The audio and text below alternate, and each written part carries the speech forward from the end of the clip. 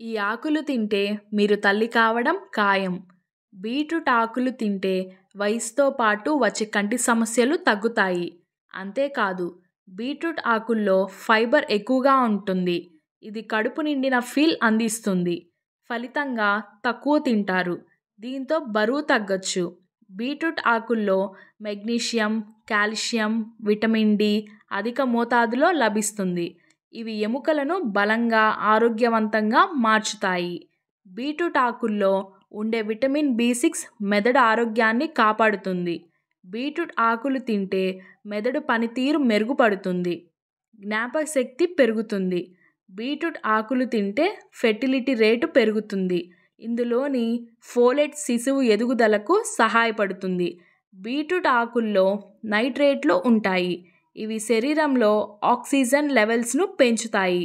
రక్తపోటును కంట్రోల్ చేస్తాయి. గుండెను ఆరోగ్యంగా ఉంచుతాయి.